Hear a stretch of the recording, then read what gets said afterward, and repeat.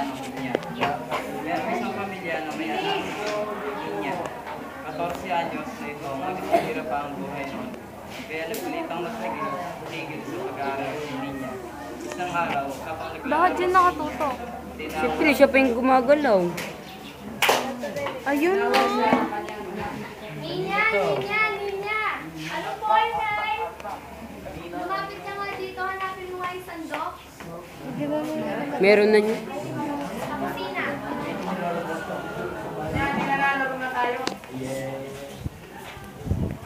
Nay, hindi ko po makita yung sandok. Lumapit ka dito, hanapin mo maigi.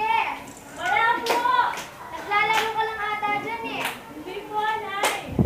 Pag lumabas ako dyan, mapapalo ka sa akin. Ngunit tamad ang anak, sinabi na lang niya na wala siyang makita. Lagi na lang ganito ang pag-iusap niya.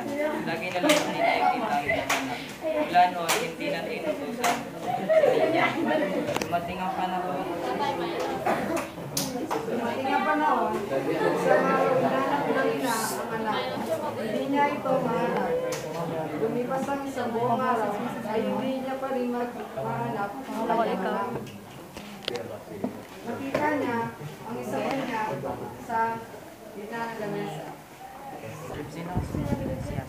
Kaya nagulat na lamang siya. Nagtataka siya kung bakit nagkaroon ng pinya sa ibabaw ng lamesa. Naalala niya na wala namang siyang biniling pinya. Nabigla ang ina at nang nagsasalita, nabigla ang pinya. Inay, tulungan mo ako, pasensya na kung hindi ko sinusunod ang mga utos mo. Pasensya na po. Simula noon ay naging pinya na ang batang hindi sumusunod sa kanyang magulang. Ang aral ng kwento, kailangan sumunod sa magulang, kailangan sumunod sa mga magulang.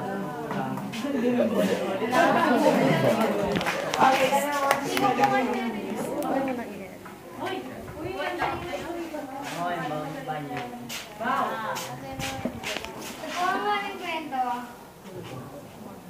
Ako po si Regina Campo bilang niya ang anak ni...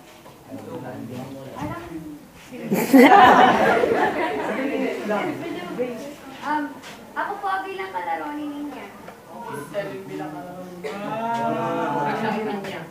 Miss Andy Loyola bilang nanay ni Regine.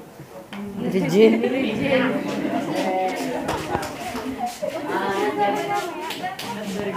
Post mo na.